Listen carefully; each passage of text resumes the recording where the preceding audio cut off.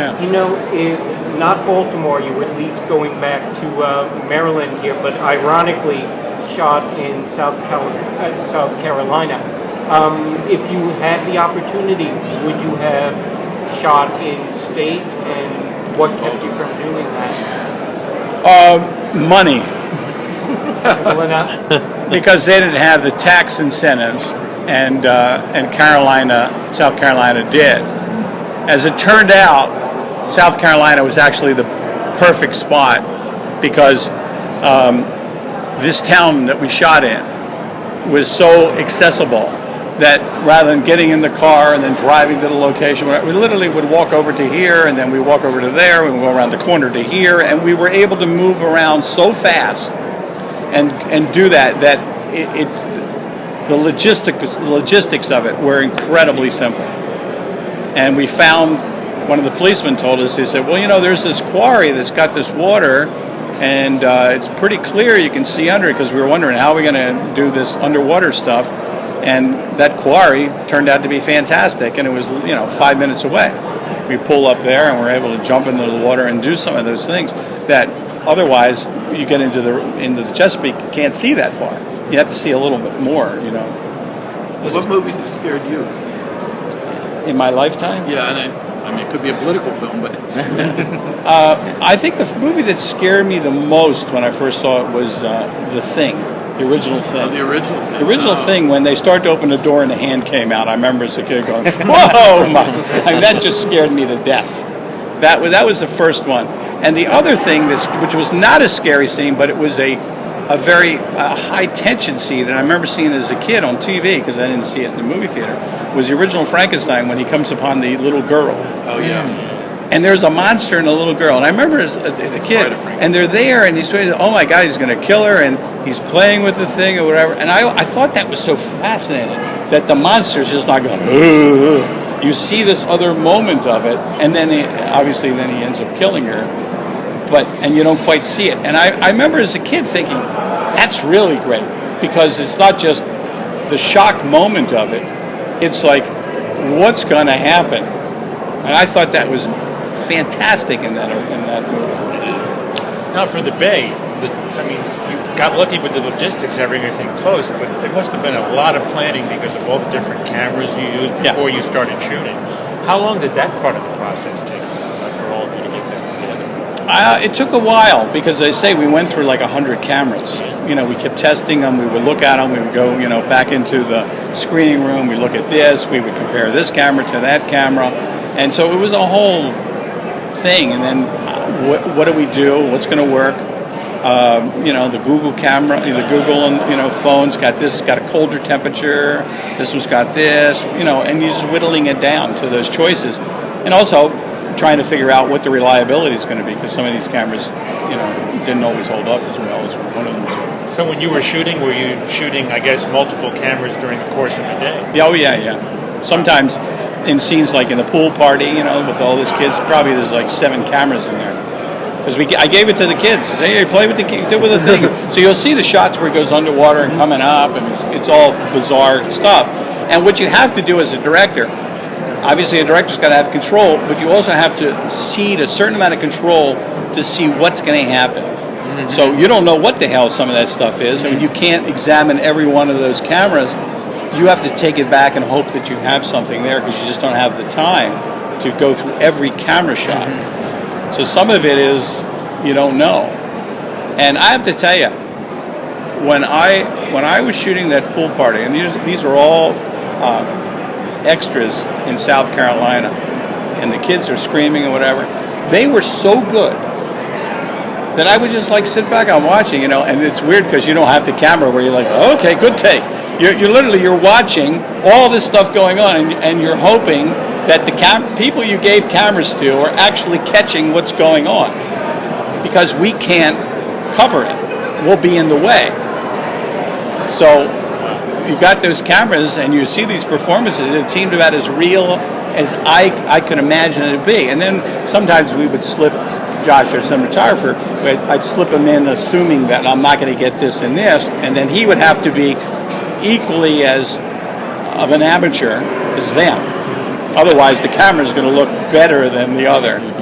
So you have to, deal with that. So sometimes he's got a finger on the lens, and if you look carefully, just to mess things up a bit.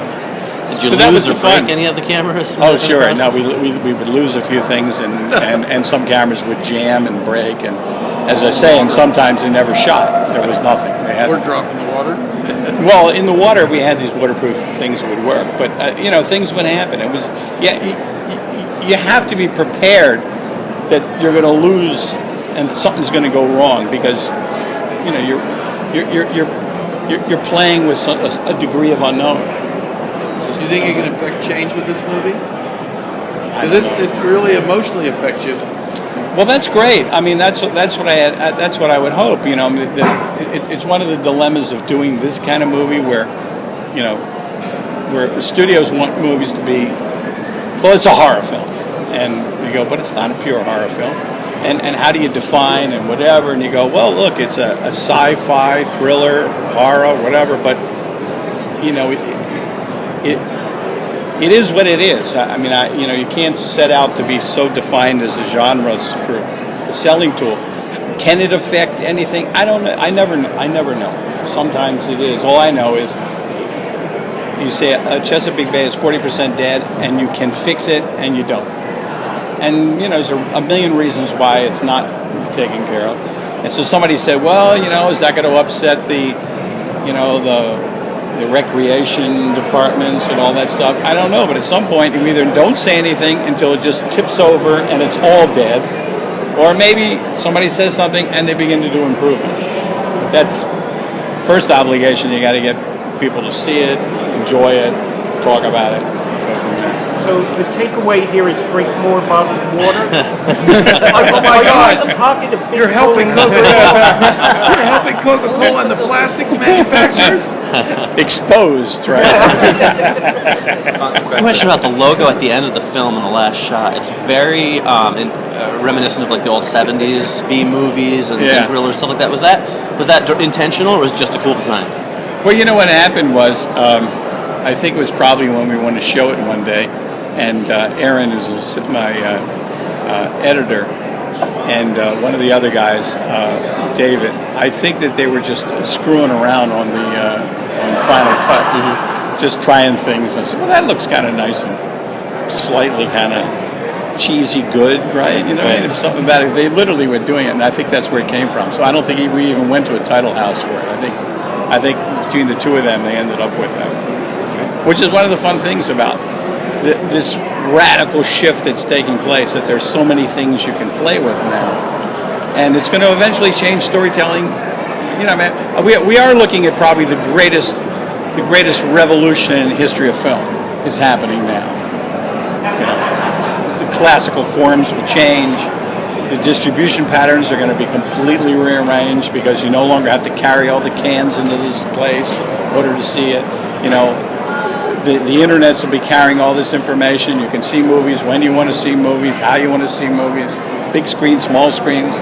So this is, we're looking at the giant, probably, since the beginning of film. So it'll be an interesting time to see where it goes and how this all evolves. But think about in the past, there were people who had like stories, but you can't get that big camera. You can't get the giant camera. So now you take one of these and you can tell it in any crude way. Can you tell it better? Whatever. But it'll, it's like pen and ink came along and somebody said, no, I'm sticking with carving into rock. That's where I am. I'm not changing. Do you have one of those creatures as a plastic version? I do. They gave me one of those. Oh, you do? Yeah, my wife keeps hiding it all the time. It's scary. Let that thing off to death. Leave it in. They are absolutely frightening. You could throw it in the pool. Yeah, throw it in the pool. Kids are in there. Well, the funny thing is, the first time I Party showed favors. the movie, and a couple of friends said about the ice. I said, "Down the isopod is real," and they said, "Really?" I said, "No, they're real. We didn't make them up." And they went, "Holy shit!" And then I thought, something. I have to try to push this into the movie a little bit more. So you do it. So that's where we put all those isopod images, that come up with there, and the one that's 2.5 feet long and whatever, just pushed it, because initially we can't wrap our head around the fact that these things are out in the water and from a tiny parasite. Now, in the movie, there's a scene where he's holding the tweezer and he says, now this here is sometimes referred to sea lice and blah, blah, blah. Now that's not a special effect. That was the sea lice. We just pulled the fish out of South Carolina. We just pulled some fish out there and they got the sea lice on them, which is the early stages of the isopod. So that thing where he's holding it up with the little thing that's doing that, that's for real. We didn't have to CGI that. They were out there, sea lice. So did you license them already to a toy company? Are we going to be able to get our own isopods? This guy is always thinking ahead. I want them for party things. Electronics and But nobody has that. No, I guess not. But isn't that something? Now the one that crawls, that comes out of the fish, is one that we have to CGI. That one you have to CGI. Crap out of me. Scared the living. Yeah. But that one in the tweezer one, that's for real. The CGI is nicely matched to the video here. Was it hard to get it all the pieces to fit like that? Yeah, it was, because as I said to the CGI guys, I said, in a lot of these movies, the movie doesn't look that real to begin with, so it's okay, and we just accept it. But here, it looks like it's 100% real. So if these CGI things aren't spot on, we're dead. So we had to keep going back and playing to get it just, so we can buy it. Did the fact that you were kind of shooting degraded video help actually hide little flaws in It did. CG? It did. Yeah, it did. It gave us a little bit of tweaking afterwards, and we just would beat it up a little bit. It would help. This actually fits your style of storytelling, especially like I think you pioneered a form of storytelling on Homicide: Life on the Street. It was just a cop show that we've never seen done in that style, and this is just like, it's part of like your style extension. I never sit down and figure it all out, but it probably has its things to it.